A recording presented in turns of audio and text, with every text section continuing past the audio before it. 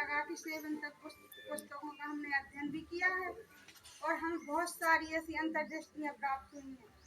हमने मतलब हमें पता भी नहीं था कि बहाउल्लाह जी क्या होते हैं और अब्दुल बहा कौन है, हमें कुछ भी जानकारी नहीं थी।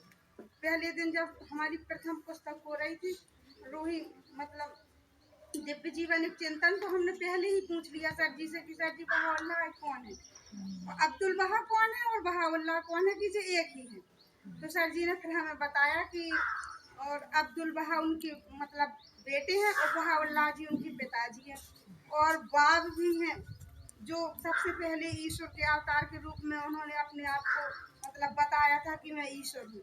और इसके बाद उन्होंने जो उनके अनुयायी थे उनका नाम था मुल्ला हुसैन, तो उन्होंने उनको कहा था कि मतलब एक नया सूर्य उदय होने वाला है और सब लोगों से कहो कि उनके स्वागत के लिए वो खड़े हैं।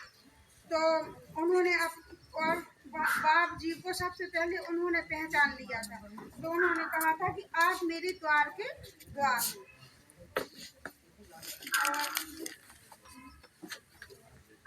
अब हम पुस्तक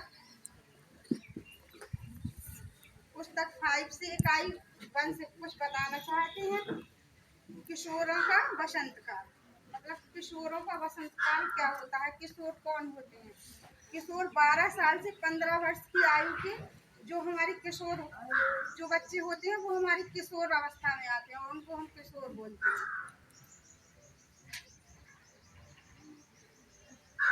ये समय किशोरों के किसी भी व्यक्ति के जीवन में ये समय बहुत खास होता है और इन्हीं मतलब इसी उम्र में उनका एक बदलाव होता है और वो बचपन को पीछे छोड़कर आगे बढ़ते हैं और गहन परिवर्तन मतलब वो गहन परिवर्तन से गुजरते हैं और